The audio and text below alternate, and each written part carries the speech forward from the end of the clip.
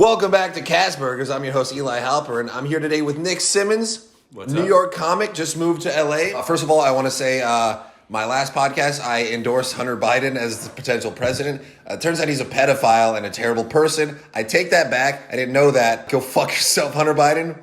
Anyways, Nick, how you doing, man? Wait, so beforehand we just thought he was just did drugs and now we know he's cool? Before, I thought he was just a meth head who paid hookers to peg him in the ass. How'd they find out about the pedophile thing? I don't know. I've just seen people tweet about it. That seems legit. Yeah. I mean, they were verified. Okay, well that's definitely legit. Yeah, so I guess he fucked his dead brother's wife? Or He's sounding ex-wife? cooler and cooler as it goes on. No, but then he had explicit pictures of their 14-year-old daughter. Yeah. Okay.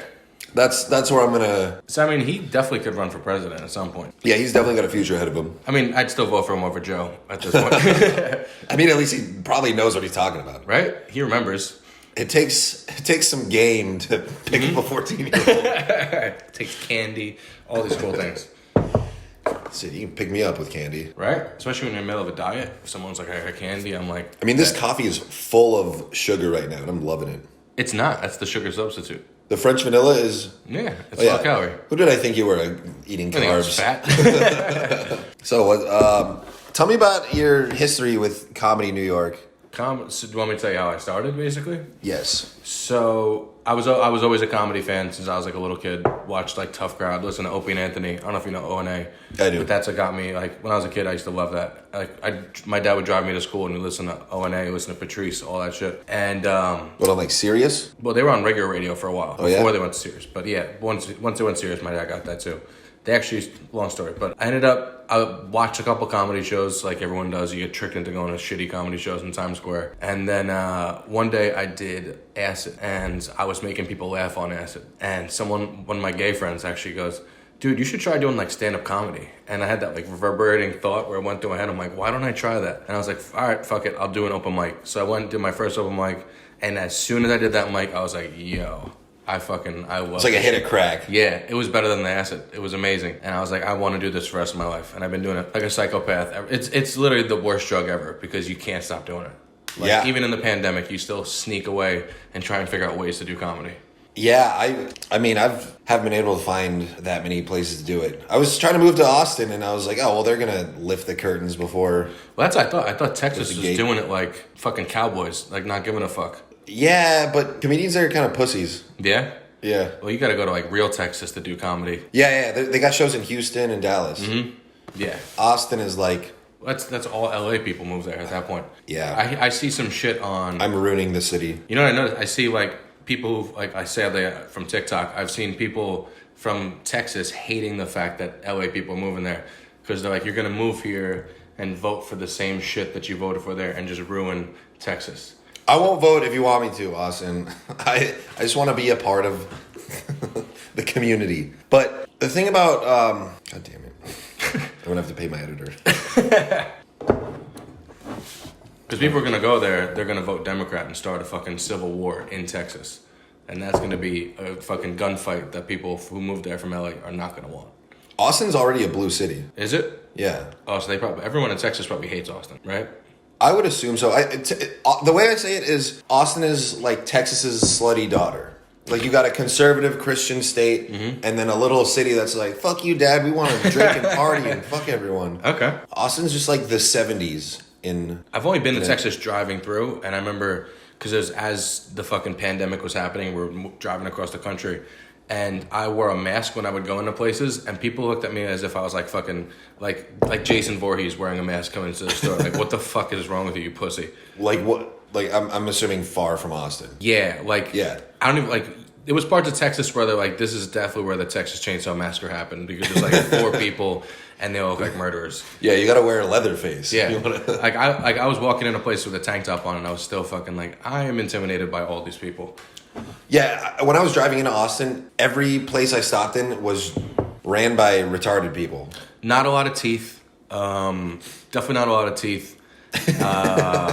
And a lot of bad haircuts. A lot of hats. A lot of stupid hats. Definitely more fucking stupid hats than teeth. And What kind of hats? like cowboy hats. At least it wasn't those like DJ ones What's that a like DJ? bald people wear. where it kind of like only bald people, DJs, and painters wear that hat. The taxi driver hat, like the old school cabbie hat. That it's like big in the back and slowly comes to the front. Yeah. Those are I hate those fucking hats. I'm talking about hats a lot on this podcast. It's like a Scottish golfer or something. So what do you talk about mostly on here? I was gonna say that it makes me happy that what ignited you to do stand up was acid. Yeah. We talk a lot about that. That was actually my first time doing acid too. I was never even an acid guy. It's funny, like the idea of doing hallucinogens scared the fucking shit out of me. I still have never done mushrooms to this day. Just because people tell me that it's the most scary experience you could possibly have. It's scarier than acid. That's what everyone says. Also, since you told me that this is sugar substitute, it tasted worse since then. Really? Yeah. It's probably also because I mixed the pumpkin spice and the French vanilla. No, it was tasting good until... I love sugar substitute shit. Well, I guess aspartame now. So, do you feel like when it comes to that part of Texas, do you even feel like you're in Texas, or do you feel like you're just like when you went to... Did you go to community college? I'm guessing you did. Santa Barbara. Yeah, I went to community college. And it was, how you thought you were in college, but it's just your high school kids that you went to high school with? Oh, I didn't go to community college where I grew up. Oh, okay. See, I went to community college where I grew up, and it was just like, it was like everyone from high school pretended we were in college now, just because it was in the same area. Yeah. So does it feel like it's like an extension of that, where it's just a bunch of LA people just living in a new place? Like in New York, you go to Brooklyn, like you don't feel like you're in New York. You feel like you're in the Midwest with buildings. I know what you mean. But I haven't met that many people from California. Really? Okay. I mean, I'm sure there's plenty of them there, but I've already became friends with a bunch of people who have been living there for a while. I'm sure I'll start meeting them and be like... You're going to become a Republican at some point. I don't think it's possible. You don't think so? You're going to get a gun, and you're going to be like... They won't let me get one.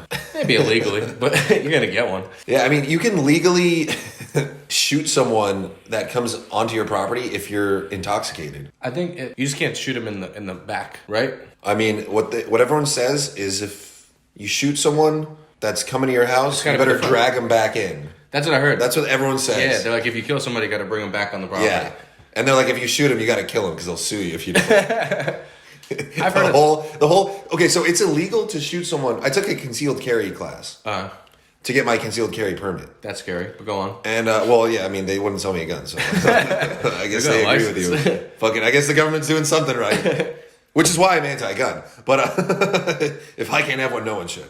But it's legal to shoot someone who is taken off if trying to steal your property or trying to kill you, obviously. Mm-hmm. Self-defense or personal property defense. So if someone comes in your house, and I think I said this on another podcast, but someone comes in and just breaks in and is like, hey, I'm not going to hurt anyone. I just want to take your TV. Mm-hmm. You can blow their head off. Really? But... That'd be the worst burglar ever. Hey, I'm just going to take your TV, bro. You'd be a nice guy, though. I'd be like, sure, you can just get out of here. These people in Texas, man, fucking manners. But, yeah, Texas people are very polite. That's what I know about the South. It's creepy. But if you witness someone kidnapping your child, you're not allowed to shoot them. What? Why? I don't know. Isn't that your property? No. So the kid, you gotta shoot them and then put dogs are property. Really? So you could shoot the guy and put him in your car, right? What? I don't know.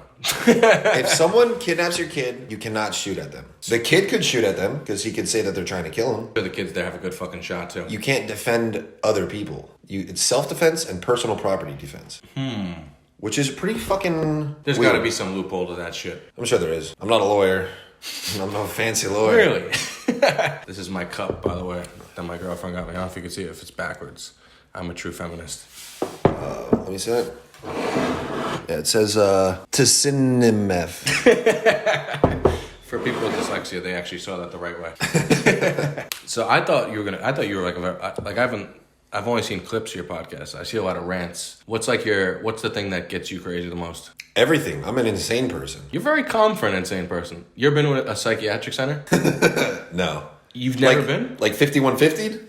Yeah. Like forcibly detained? Or by choice? To be examined? No, but I had to go to therapy a lot as a kid. I went to a psych ward. Why? What happened? I guess I could talk about that. You ever heard of nootropics before? Yeah. So I bought them when they were first coming out, right? And Which ones? So I bought this stuff I got this stuff called Aniracetam because it was like similar to Adderall but without like the fucking speed. So it gets your brain working the right way. And it worked. So I looked up, I was like, let me find one that's stronger. So I got this shit called Noopept.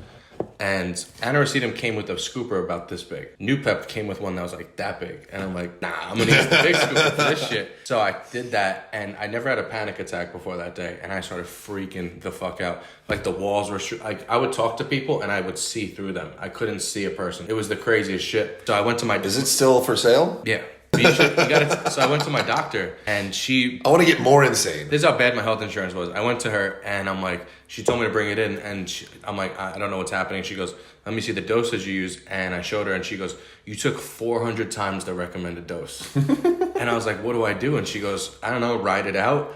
Like me, Matthew McConaughey. Like, all right, man, just fucking feel it. And I'm like, she goes, you could go to the hospital, but there's not much they're gonna do. But like, if you've ever had, it was...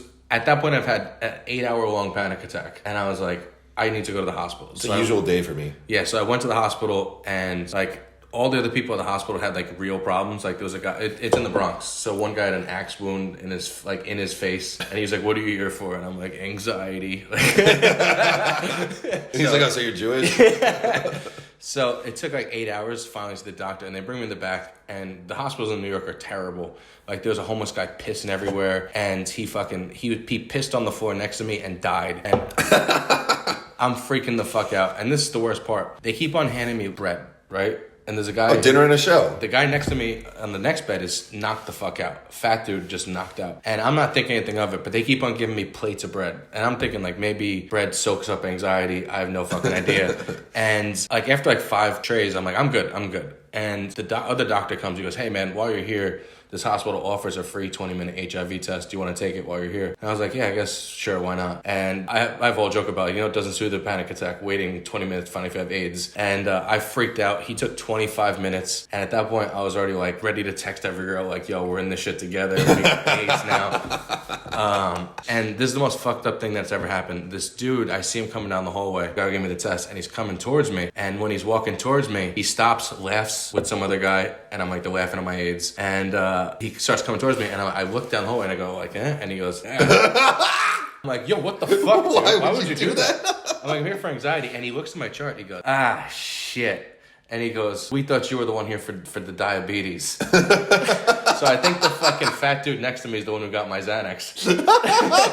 Because he was knocked the fuck out. And they basically told me like there's nothing we could do, like, which basically they say you're a pussy, like you just gotta go home or whatever. And then he goes, or you can go home or go to the psychiatric center. So I'm like, all right, I'll go to the psychiatric center. Because it's 12 hours later and I'm still having the same feeling. I still can barely see people. So I go there, and it turns out that psychiatric ward in the Bronx is where they send all the people in the Bronx who've done the worst, most heinous crimes. I'm the only person who's not tied down to a chair sitting in the waiting room. And this fucking one dude sitting next to me, and he's just staring at me, and he goes, come on, let me out. And I'm like, no. And then the doctor comes. This is how unprofessional they were at this hospital. He's talking to the doctor, that dude, and he goes, I would have gotten away with it if I had that big guy with me. And he goes, yeah, you're probably right. And I'm like, what the fuck? So they fucking finally send me in the back, and they gave me the option. It was like a glass prison. Everyone is in their own glass prison cell. And this is where I fucked up, because I'm a comic. They asked me, have you ever had any suicidal thoughts? And I'm like, who the fuck hasn't, right? Yo, yeah, you don't say that. Yeah, and they're like, excuse me. And then they brought other security in the room, and I'm like, I don't know, I was just kidding, I'm a comic, I'm just joking around. And they send me in this glass room, and there was like 20 other glass enclosures with people, fucking ripped murderers, just banging on the walls, just staring at me. And they're like, it's like an Apple store for rapists. Exactly. And they gave me the option, they're like, you could take a Xanax and you have to stay here, but you're gonna be, no one else has handcuffs on, and you're all gonna be sleeping in the same room, but you'll get a Xanax. You had me at Xanax. Or you could go home. And I'm like, do I stay Xanaxed out with a bunch of murderers? And I'm like, nah. So I finally went home. But that was my one time I ever went to the psych ward. It was the craziest thing I've ever seen. Like, I couldn't even do it justice how fucking scary it was in that place. That sounds like a lot. It was the craziest thing. And after that, I never took nootropics again. I went to jail once with my friend Chris. And we were 18 or 19, mm-hmm. We were visiting our college dorm in Santa Barbara, mm-hmm. And we were kind of like, we were not that good of friends at this point. We just kind of like knew of each other. Yeah.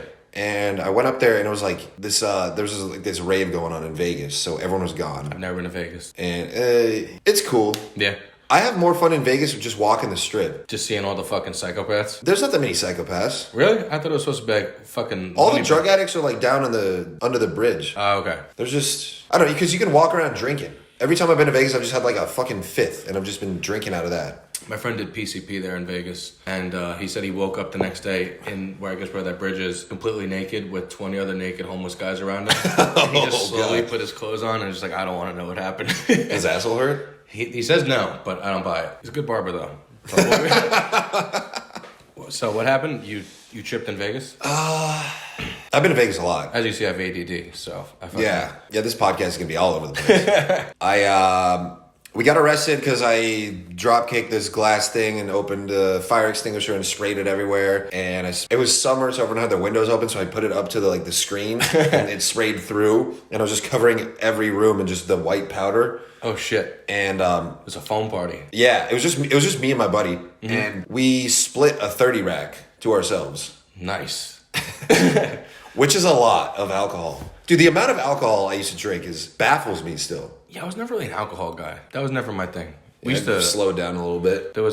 We used to do other things because there used to be this club in New York called Pasha, and they had to close down because too many kids overdosed there. But it was literally a 4-story house music club that was either Guidos, gays, or trans people. That sounds like a recipe for overdose. Open until 10 in the morning, and you would just leave there, and it was so fucked because you'd leave there so fucked up on whatever, and you would just be out there and just be like business people in New York City going to work, and you're just out there fucking like your jaw going all over the place, and you're just like, well, I need to find a cab. Actually, ketamine? Yeah. Plenty of times. Ketamine's fucking weird. I had one ketamine experience that was really bad because we got it from a kid that worked at the Bronx Zoo.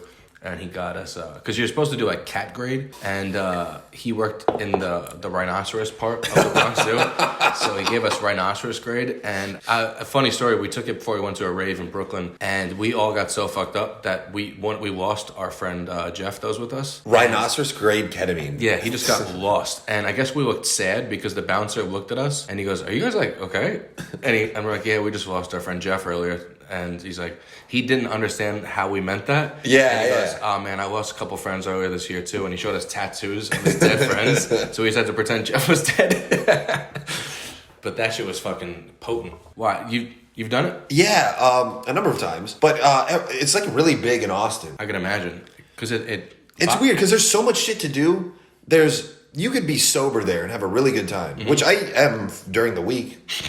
And I mean it. Bodybuilders love ketamine because it's the only drug that doesn't burn muscle. They do that and GHB. Yeah. Because GHB is, I don't know if you ever tried it before, but it'll make you see music. I've tried it, and I don't get the effect that anyone says. Really? It just makes me like dizzy. It makes me feel like it's kind of like a low dose of ketamine. Oh, you got to take enough. I remember, because at Pasha one time, we all took a bunch of Molly. And my friend, I went in the bathroom, I came out, and my friend goes, you ever do CCB? And I'm like, what? And he just pours... 2CB? I didn't know what he meant. And I just took a sip of his drink because some Indian dude put it in his drink. And I'm like, I tasted the chlorine taste, and I'm like, did you mean GHB? And he's like, oh yeah, that's the one. And I pretty much took Molly, GHB, and ketamine all in that. Were you drunk? Night. I guess a little bit. We would drink before we'd go there. You can't mix GHB with alcohol. You're not supposed to, but... I did once. Yeah? And I overdosed. I was puking everywhere. I couldn't talk. I couldn't respond to anyone. Really? I had to be carried out. Well, that's the rape. You're basically roofied yourself. Yeah. That's a roofing. I had like the indestructible, like nothing can kill me kind of thing when I was younger, you know? Everybody, yeah. Yeah. Everyone was like that. I mean, I was kind of right. Wasn't wrong. No, your body's so resilient at that age because like I don't do anything anymore. But when I was young, do you remember the first time you did Molly? Yeah. So the first time I did it, It was in Vegas. Yeah, mine was in the Bronx, and it was right after a breakup. Is the Bronx still ghetto? My part's all Italian, like where I'm from. So it's like not really ghetto at all. It's just like really good food and just a bunch of Guidos and mafia people. But I remember my friend's like, do you want to try it? And I was like, sure. So he hit up a guy and got us all a gram in a baggie instead of in the pill capsules. So he went in the bathroom and just did a little bit. And I'm like, how much should I do? And he goes, I don't know, just take whatever. And I went in the bathroom and poured the whole gram of it in my mouth. The first time I did it, which is equivalent to taking 10 Molly pills at once. Yeah. And I remember like 15 minutes in, I could hear everybody's conversation everywhere. And I was I didn't realize, but I was like talking to my friend. I'm like, can you get me water? He's like, why are you talking out of the side of your mouth? And my friends luckily got me out of there. But I literally walked out of there like a fucking baby because I was so like you get all joint locked up and shit like that. And it was funny because I saw my ex-girlfriend as I was walking out like a baby. And she's like, oh, how you doing? I'm like, fine. And she's like, you look good. And I'm like, you look weird. And I mushed her face. That was a fun day. I didn't expect to talk about drugs so much. Yeah, that's kind of the direction this podcast usually goes. Yeah, it makes sense. But I want to hear more about your move to LA. So I know you were planning on moving here and before Corona, and then you already made your plans, and then shit was shut down. How was that? So we already our lease was up in Queens, and we were ready to move out. Then COVID happened, so we had to delay it a little bit, and then I just knew it was a bad idea to just stay in New York City because we had some dude literally tried to break in our apartment right before we left, and I'm like, we need to get I had to literally force the dude out, and he was all pissed. Did I tell you that story? No. It was fucking nuts. So I heard something. In Astoria? Yeah. So it was just me and her home. My roommate was, I don't know, he was out getting pizza or something like that. And he's like your size, like big, buff dude, and your height. I'm in your height. And I hear someone fiddling with the lock. I'm like, oh, maybe Ralph can't get in. So I open the door, and there's just this Spanish guy standing there, probably like in his 20s. And he's like, hey. And I was like, what are you doing? And he's like, I'm just wanting to check out the apartment. And I'm like, what are you talking about? And he's like, I'm the landlord. I'm like, I know the landlord. No, you're not. And he tried to push past me, so I had to literally force him out. And I was like, I closed the door, and I'm like, that's fucking weird. And I told my girl, and she's like, I should call the cops. And I'm like, nah, don't worry about it. And then I hear something else fiddling with the lock, but I could hear it's happening next door where my neighbors. And I go outside. I grabbed 2 knives actually this time. And double fisting? Yeah, I walked out there with both knives, and I'm like, what are you doing? And he's like, don't worry about it. And I'm like, what? So I literally chased him out, and he comes back again and tries to break in. So I had to literally force him and throw him down the stairs. And then my other roommate finally came and showed up. So he waited for him at the bottom of the stairs so he couldn't escape. And I made sure. Was he strong? He was pretty strong. But he was. This is how I know he was on PCP. I don't know if he get hungry on PCP, but he pulled a loose slice of pizza out of his book bag to wait till the cops got there because me and my roommate wouldn't let him leave. And when the cops did get there, he fought the first 2 cops, did pretty good, bit one of them, and almost got away. And shit! The other 20 cops, I have the video on my phone. The other 20 cops were sitting at the bottom of the stairs, and he starts fighting all of them. And then he bit the fucking medic, so they fucking had to literally beat the shit out of him and drag him out. And the whole time he was. As they're dragging him out, he's still handcuffed fighting everybody. I'm like, we need to get the fuck out of this neighborhood. You got this on video? Yeah. Well, we got just him getting his ass kicked outside the apartment. We got to insert a clip of that into this. I got it. Fuck, man. But yeah, you've been through some interesting things in New York. New York is that's why I love it here. People, when I meet people from the Midwest that come here and it's such a crazy, it's too fast paced. I'm like, this is the suburbs and just relaxing to me. The reason why I love it here is because it's almost like a city, but it's also chill the fuck out. The way of life is so much more calm than New York. New York, you have to be on the go 24/7. You don't have time for to even look at people around you. Here, it's just everyone's chilled the fuck out. It's so much better. The way you talk about moving from New York to LA is how I talk about moving from LA to Austin. Yeah, it's exactly like that. If you were in New York, you'd just become a psycho. You in New York would be a psychopath, especially with how fast paced you are. And then you became like that, it would make you a fucking nut. And then when we drove through Texas, I go even when I stay at her family's house in Florida, it's too slow and too quiet for me. I start fucking bugging the fuck out. That's why I have to be doing shit all the time like that. And I'm like Joe Pesci and my cousin Vinny, where I feel so much more calm when I hear all the sirens and shit like that. I'm like, oh, I can fall asleep. But if I hear nothing outside, if it's too quiet, you're like, what's going on? I freak the fuck out. Yeah. That's when I start thinking some serial killer's gonna break in and fucking try and murder me. I gotta blast music 24/7. I don't like silence. I remember when I was looking for a place to live in Austin, they were saying this is by a main road and stuff like that. I'm like, yeah, the main road's fine. Honestly, I kind of wouldn't want to be just in the suburbs. And don't get me wrong. At some point when I'm older, I'd like to retire and be in a suburban type of place where I have a yard. But the idea of having no one, I know some friends moved to upstate New York. I don't know if you've ever been up there, and they have I have family in Rochelle. So even hours more past there, like Lake George. Like people have acres of property, and the idea of that is fucking petrifying to me. Yeah. Where you couldn't even see your neighbor for like 5 minutes driving. Like that would freak me the fuck out. I mean, I like the idea of not being able to see my neighbor. Really? Yeah.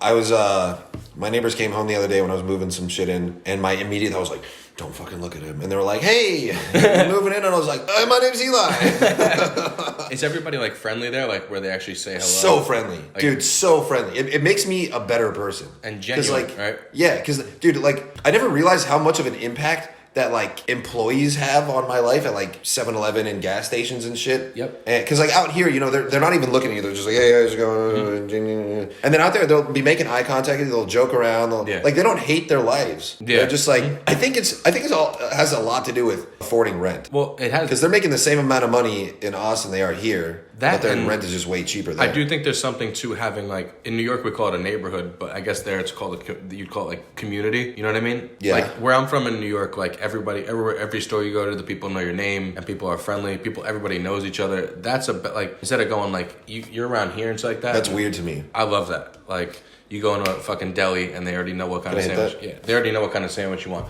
Like I go around here and it's just a bunch of fucking like not yuppies, but like. No one's from here, and they're all trying to act like they're fucking someone they're not, if that makes sense. And no one gets to know anybody, but there's a lot of fake friendliness, which bothers me. Like, I'll meet people. I'm used to where I'm from. If I meet you and we're cool, then we fucking bust each other's balls right afterward. You know what I mean? Here, like, I'll go to shows and stuff like that, and the other comics will be like, hey, how you doing? Every time, and I'm like, oh, what? That's weird. That's who you are. Like, if you like someone, you bust balls. Yeah. You know what I mean? And here, that's why I like the couple friends that I've met here, they bust balls, and it's some of the people here. Yeah, you fuck with each other. Yeah, they can't understand. Like they're sitting there, like, why is this person being mean to me? It's kind of like a test. Like you don't want to be surrounded by pussies. Mm-hmm. I've noticed this. Like men do this with each other. Yeah, they kind of like insult each other, and if you don't throw it back, then you're like, oh, I don't want someone in my circle that's weak. Yeah, and it's like I bust your balls if I like you, but it's weird if I don't like some people that if they don't know you and just come up and like, hey faggot, you're like, what the fuck? Oh yeah, that's the other end of the spectrum. Yeah. When you get too comfortable too fast. Yeah, I hate that. I don't like that at all. If someone busts my balls immediately, I'm like, I fucking hate you. Yeah. But also there's an aspect where when I meet new people and I'm like, I don't like this guy, I can tell we're gonna be friends. Yeah, that makes sense. Because I feel like I'm kind of like that. Like a lot of people don't like me at first. I would say I'm like a second impression kind of guy. Well, you're like me, where it's like you look like a fucking asshole. I mean, and you are, but you're a likable asshole. That's the first I'm hearing this. Nah, you're not. I've met assholes. You're not like a fucking like hard to be around. Like you're kind of retarded, but besides that, you're easy going. Like some people, you meet them and you're like, oh, this person's fucking miserable all the fucking time. Yeah, no. I mean, yeah, a little bit, but how do you deal with? Because I've always said that being good looking and like in shape makes it harder to be on stage. Like unless you address it first. You have because I usually have to do 1 to 2 minutes shitting on myself, or the rest of the show won't go well. So I used to. At first, I started off by like shitting on myself, and it worked. And then I got to a point where I'm like, I don't want to have to do this anymore, and I stopped. And I don't know if you know the comic Mike Vecchione. He's a big comic, very funny in New York. He told me, he's like, you got to break the ice because people are like, he's like, it'd be like if like you're gonna get on stage and they're thinking, when is he gonna mention it? It's like, you know, like Brad Williams, the little guy, the midget, yeah. If he didn't, imagine he just went up there and started talking about things and just didn't acknowledge it, being a midget. The people would be like, dude, say something about it so I can fucking deal with this. So he's like, just fucking have a quick joke, get it out of the way, get it. And he's also, and I've had a couple people tell me like, especially good looking, if you're a good looking comic and you got like, people are used to like an ugly dude getting on stage. And like a guy with his girlfriend could just be like, this is great. But if a guy who's funny gets on stage, who's funnier than them and better looking than them gets on stage, all of a sudden they kind of like, I don't know. And then they look at their girlfriend like, are you laughing too hard at this guy? You know what I mean? So you kind of got to shit on yourself at the beginning. This way they're like, oh, you know, he's got a small dick. So it's cool. Don't worry about it, you know? Yeah, it got to a point where I was doing really good shitting on myself. And then I was like, all right, I don't have to do this anymore. And then I stopped. And then I stopped doing good. And people will hate you for it. And then I was just like, fuck, I guess I got to just do this or get ugly. Yeah. And it's like... But I like getting laid. I don't want to get ugly. Exactly. Like, you have to find that... You just get it the fuck out of the way, and it's kind of annoying, but you have to do it. That's why I grew out the mullet. Because I was like, I just want to be, like, funny looking. I mean, Not this one. I had a mullet but right before quarantine. Did you? And then I bleached it, and then I dyed it blue, and then I was like, okay, that's too much. And then I dyed it brown again, and then it just looked like a swampy color. And I was like, all right, I got to cut this, and then I'm going to grow it back. You look like you support Hillary at that point. Yeah, Yeah. I look like a feminist. Feminist on steroids. Yeah, I do think that if you don't address it, you're fucking digging yourself in a hole. Yeah, my opener was always, I look like the president of a fraternity called Sigma Theta Rapa. That's good. And that never failed. I used to use one because I was like bulkier at the time, and I'd always wear black V-necks on stage, and I used to have that like pompadour haircut, and it was so stupid, but I'd be like, oh, everyone's wondering what the fuck Johnny Bravo's doing on stage. And it would work, and I'm like, good, we got that out of the way, and now I can talk about pressing issues like dick pics, you know? If the crowd's good too, I'll go on and be like, I don't like those jokes, and Yeah. I hate you guys for laughing at them. Oh yeah, I've always been like, now that we got that out of the way, now I'll do my regular shit. Yeah, I'm aware. No, because I always, when I started comedy, I never wanted to do self-deprecating stuff. I always wanted to do like this elitist, like, I think it's funny to just be like, oh, I'm better than everyone. That's you. Some people can put like. I think it's hilarious, but I can't pull it off. Anthony Jeselnik, you have to get to a point where it also helps like Anthony Jeselnik already has a crowd. Yes, exactly. Like people come out to see him, they know him. But like, And he has like a softer cadence. Exactly. I'm like, I come out, I'm like, hey, you know, fucking like. If you have your own audience that's coming out to see you, that'll work because they already know you, they know about you. But if you're just going into a room like the Comedy Store and you get on stage and you're just like, I'm better than every one of you, you know, they're gonna be like, fuck this fucking guy, you know? Yeah. They have to know you first. Like you have to like build to that point. Yeah. Well, what would be funny is if you being an elitist, but you're like fat and disgusting. That would be funny because it's like the contrast, like the unexpected. That's where comedy There's thrives. certain looks in comedy where you get, it's almost like steroids. Like if you're like a fat, ugly dude, like people already giggling as soon as you get up to stage. Like I know this one kid that looks like Egon from Ghostbusters, and as he's walking on the stage, he looks so fucking funny looking that the crowd just starts bursting out laughing, just staring at him. And I'm like, that must be so nice. Because I've had people come up to me and be like, I didn't think you were going to be funny at all. Or people will be like, you don't look like a comedian. And I'm like, what the I don't know what the fuck, what does a comedian look like? And they're like, either skinny and black or fat and white, you know? Yeah.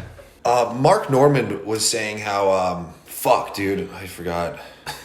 Oh yeah, Mark Norman was saying how a lot of comics become comics so they can control why people laugh at them. Because if people are just laughing at you for doing nothing, then it's like, oh, that's I could see hurtful that. or offensive. But if you're like, oh, I'm trying to be funny, and you're laughing, okay, you're doing what I want. That It's makes like, you sense. can't fire me, I quit. Like, That's a good way to look at it. I've always been like, because like me and my friends grew up busting each other's balls, and we were always like fun, like the funny kids in school, but we weren't ugly kids. You know what I mean? Yeah. And like where I'm from, you don't have to be an ugly, but like we've seen, like I guess because of everything that's on TV, like you think that because of Big Bang Theory that only nerds are funny or only people who are ugly are funny. So it's fun to actually prove that stereotype wrong. and it's also a lot of jealousy of like, wait, this guy's good looking and funny. Yeah, it's also like, fuck you. if you're good looking and smart, people are like, what the fuck is up with that? You Yeah. know what I mean? Like, I hope he's poor. like people are always, He's got a small dick. if you, I'm sure it's the same way with you. If you say something smart, people look at you like when a gorilla speaks sign language. They're like, is he just repeating that, or does he actually know? Yeah. Dude, I dumb myself down a lot. I try have to to sometimes. I want people to just think I'm a fucking moron. Yeah, like people, like especially like they don't realize if like when it comes to being in shape, you have to be somewhat knowledgeable about science. You know what I mean? Like to understand the laws of thermodynamics, you have like I could explain that all day, but like someone who wears glasses probably can't. But people are under the basic. Yeah, they're not mutually exclusive. No, people think just because. God damn it, Chase, you piece of shit. Did it save? Yeah. Where are we going? I'm retarded. See, I told you, What are we talking I'm like a fucking idiot. Same. You know what I mean? Maybe I should. I was talking to this girl once and she was like, you should just try to like take Ritalin and learn to listen to people. And You I ever was tried like, Ritalin before? Yeah. It is I remember, and I'm still pissed about this day. So I was prescribed Adderall, and I remember one day they gave me a prescription that looked different, and I asked them at CVS, I'm like, why does this one look different? And like, oh, they just must have just switched the way they make it. And I was like, all right, The pharmacist said that? Yeah. How many unprofessional medical professionals do you deal with? a lot. I gotta tell you, the time But just shut up and pay us hundreds of dollars. did I ever because tell you don't about the have time I got insurance. surgery in the Bronx? No. It was. This is how unprofessional this hospital was. I went there so I had a cyst at the bottom of my spine, and they had to like drain it, and it was like up near my butthole anyway. But I had to go there, In the cheeks? In the crack? like right at the top. The tailbone? Yeah. So I go to this hospital, and because my doctor recommends it because he works with them, so I guess he gets paid from it. And I get to this hospital, and there's no one there, and I'm like, that's odd. I've never even heard of this hospital before. And I walk in, no one's around. I asked the lady at the counter, I'm like, do you know where I gotta go? She's like, I don't know. And I'm like, all right. She goes, there's people I working. don't know, I just work here. Yeah, she's like, there's people in that part of the building. And I'm like, all right. So I walk over there, and this guy is mopping the floors, right? He's mopping the floor, and I'm like, can I just check in? And he goes, yeah, hold on. And he takes his gloves off, puts the mop down, and sits down at the desk. And he goes, what's your name? And I'm like, oh, come on, man. And he signs me, and he goes, Janitor, Dr. Janitor. and he goes, you're here for the butt thing, right? And I was like, yeah. And he's like, all right. And he goes, The butt thing? He said that? He said that. This funny black guy. And I'm just like, all right. And he goes, just go in there and just take your pants off, lay on your stomach. And I'm like, okay. So I get in the room, and I'm laying on my stomach, and I hear the door close. And I hear the nurse putting the gloves on. The nurse was the same guy who was mopping the floors. I'm like, are you the doctor? He goes, nah, that's fucking crazy. I'm just helping out. And I'm like, do you do everything here? He's like, yeah, these people don't really like to work hard. And yeah, but I got surgery done, but that was the weirdest thing I've ever dealt with.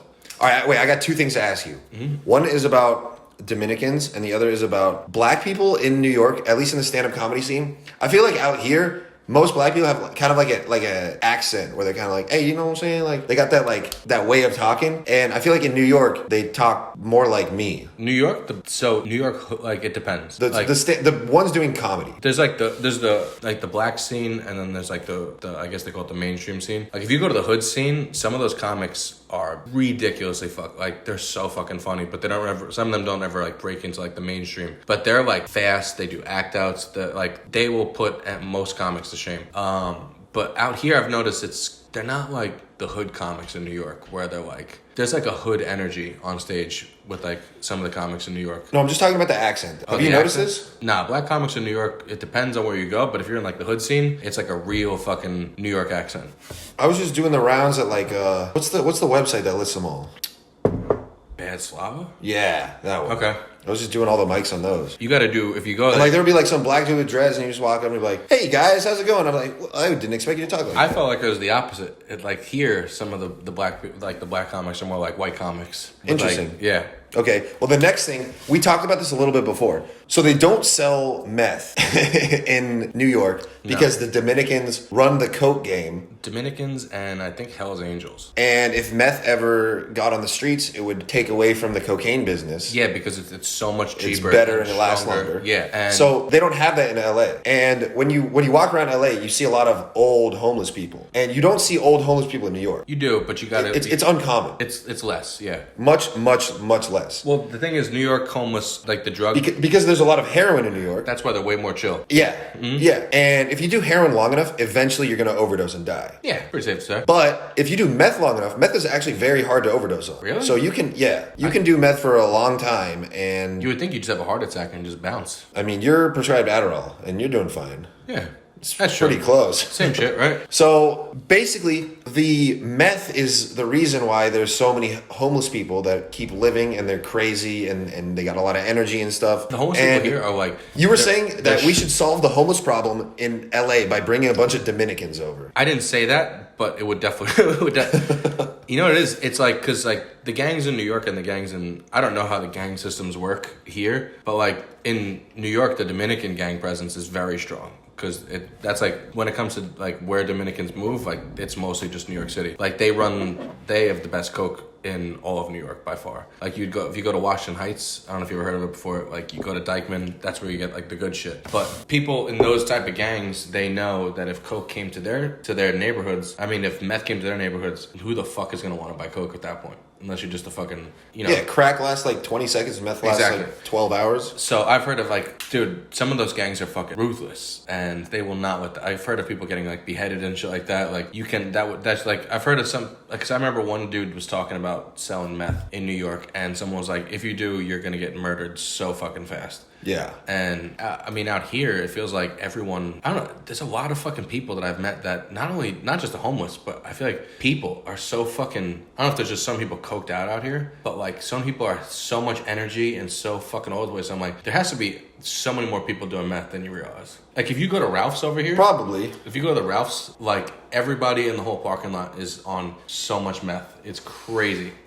Yeah, dude. I used to, I tried to buy crack off this guy who had grills and he would always talk like this, and he had like he had Was he at like Ralph's? this. He was at the Ralph's on Sunset. Let me ask you, is there a reason why Ralph's is so much more sketchier than Vaughn's when they're always right next to each other? That's a good point. I mean, like Vaughn's over here, so nice. you mean John's? Vaughn's. John's is We have Vaughn's. like the poor Vaughn's. Oh, no, we don't have that. They have like there's the first John's I went to was down like Normandy. Really? Pretty close here. Oh, yeah, I know the one you're talking about. That one... But the Ralph's at on Sunset, it's open 24/7, and every time I used to go there, I was like, it's scary this going is an there. experience. Yeah, because Vaughn's closes kind of early, and I go to Ralph's sometimes. And there's never been a time where the Citizen app wasn't going off in there because of something that's happening in the store at the moment. Like, I've seen people, like, the other day, this guy was fucking methed out of his mind, and he was probably, like, 50 years old, and he had, like, he literally was stealing things like a child. Like, he had it in his shirt like this, and the security guard's like, stop. And the guy didn't even acknowledge it. He goes, I'm just looking for my mom. Leave me alone. And he just kept on walking, and they had to fight him. And he fucking, dude had some fucking meth strength to him. He was throwing around a security guard. But I'm like, what the fuck? Like, the people out here, like, our homeless are so much fatter and out of shape. Like, the homeless people here, like, they have the ideal body. Like, they're tan from walking around all day and fucking shredded from the meth. Yeah, dude, they got abs and shit. They have, like, the ideal body. Like, they could definitely do a classic physique competition. Yeah, there's a lot of bits about that. People saying, like, I don't know if he's a sexy hipster or if he's homeless. Yeah, because I'm like, I remember one time seeing a homeless dude, and I'm like, I've never seen abs that ripped on someone who's not ready for a competition. Yeah, the homeless people in Austin are pretty cool. Like, You met homeless people there? I mean, they don't bother me. No? Not really. Except the other day, I pulled up to the gym.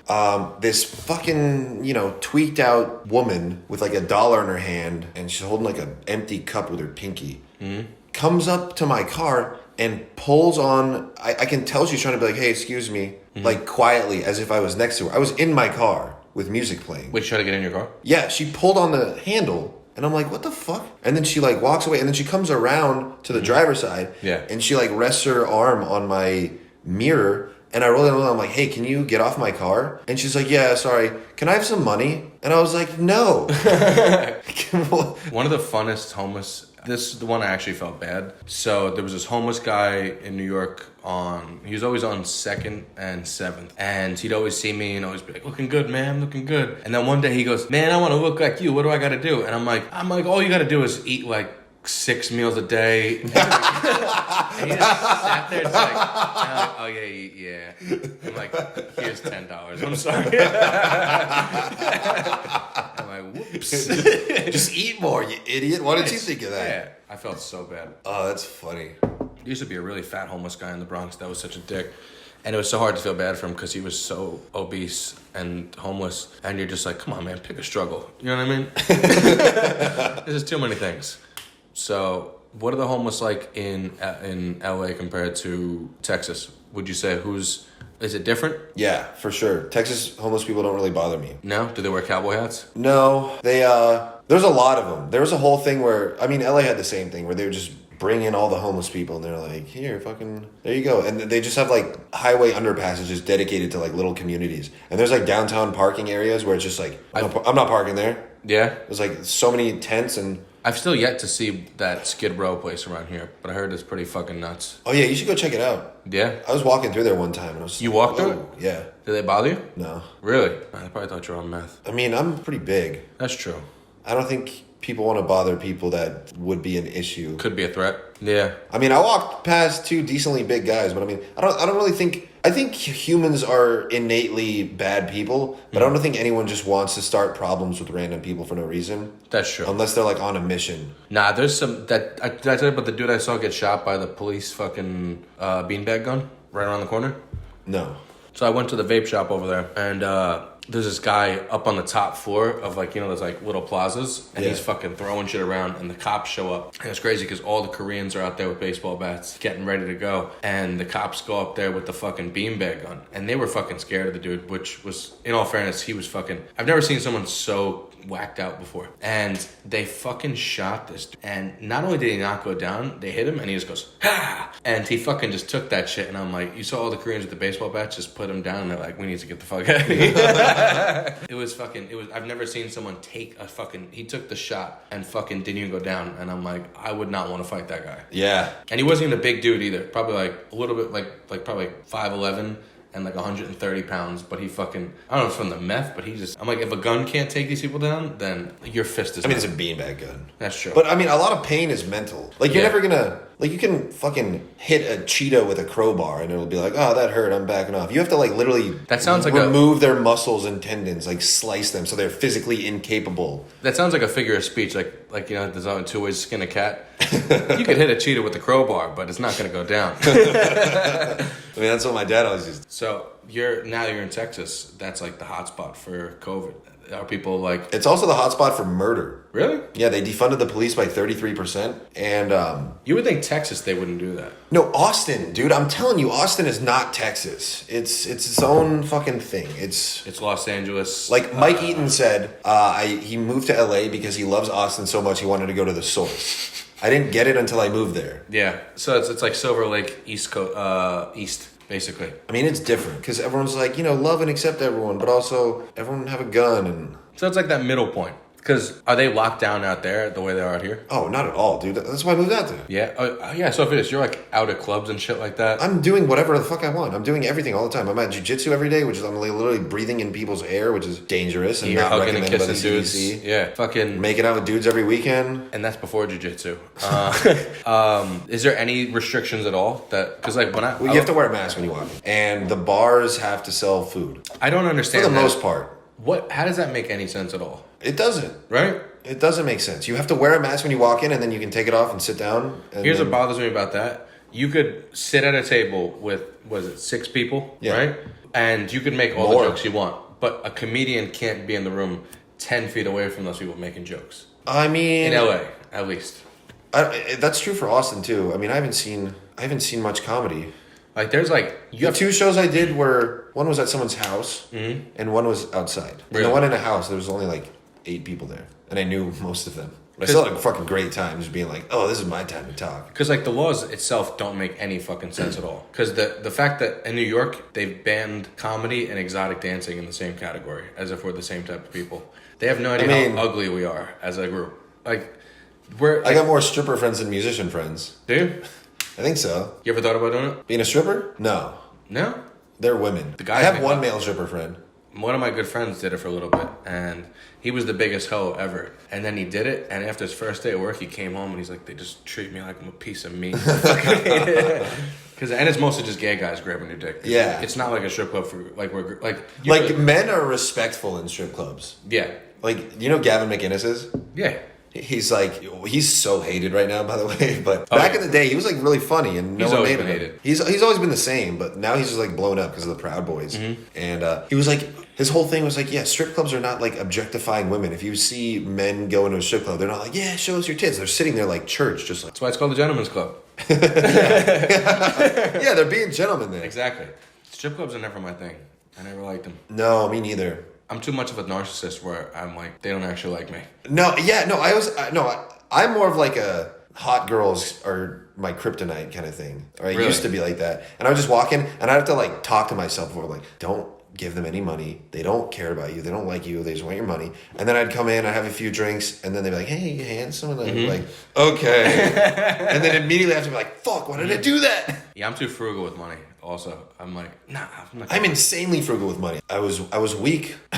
I could never justify giving a girl $20 to show me a titty. Yeah. And it's like, you could now. I'd say that walking in. I can imagine now that girls have OnlyFans, I can imagine that must be so bad on the stripper's economy. Yeah. Because that's cutting out the middleman. Yeah. All you need is a webcam in your own strip club.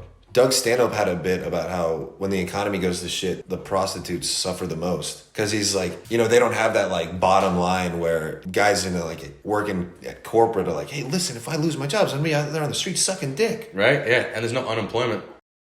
All right, so we've been having some testicle difficulties. Mm-hmm. We're gonna have to wrap this up pretty soon. Yeah. We're running out of storage space. We're recording on an iPhone. Mm-hmm. What are your plans for the future? We got the lockdown. We got COVID. You're out here in LA now. You're doing comedy. What's going on? So, I mean, for right now, it's just doing as much shows as possible outside. But as soon as things get back on the floor, my podcast is going to be coming out with my YouTube channel. And going to be trying to develop a fan base there because I want to start doing more on the road. Get as much on the road as possible. And pretty much try and get in at the get really in and good at the clubs here, and pretty much try and develop a fan base so I can start just going on the road all the time. Because I want to be on the road like 3/4 of the year. Yeah. You know? Me too. Because there's a lot more money in the road than there is in any of the clubs. It's also fun just traveling. Fuck yeah. And when people actually come out to see you, there's nothing better than that. Yeah. Between that and I guess I do want to start getting into acting, but I feel like now is a fucking weird time to take an acting course. So I'm going to wait till, I'm not going to do it. Zoom? Yeah, I'm not doing that. Fuck that. Someone told me to do that. I'm like, no.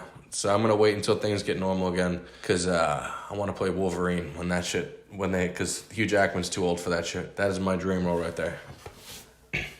What about you? What's the plan? My plan is to grow this podcast, and when comedy picks back up, I'll be there waiting for her. Mm-hmm. But I have little faith in live stand-up returning anytime soon. I don't think it will until mid-next year. Yeah. At least, because we got to wait for the vaccine and all that shit. I think 21 is going to be worse than 20. Think so? Yeah. I can't imagine anything being worse than this year, but I guess we'll find out. Yeah. I'm getting out of the country for New Year's, so I'm hoping that, because you know what I realized? I'm like, this virus has attacked the gym and stand up the most, and I'm like, I feel like it's kind of my fault, so I'm going to leave the country for New Year's, and hopefully... Those are my two favorite things. Exactly. I feel like it felt personal. Yeah. So I'm like, I'm going to get out of the country, I'm going to be in Brazil for New Year's, and hopefully me being out of the country will end the curse. I mean, I can't say it was that personal because at least we're not poor. Like, people are losing their fucking houses left and right. I know, but we can't go to the gym. Yeah, you can't make rent. I can't get abs. Yeah, exactly. Well, then again, you could be homeless and get fucking shredded. That's true. There's always men. Yeah. I think that's the takeaway from this podcast. That is the takeaway. You could either be a fat piece of shit or become homeless and do meth. Yeah. So, you make your own decision. It's been fun. Yeah, oh yeah. Let's do this again when shit's back up and running. Let's do it. All right.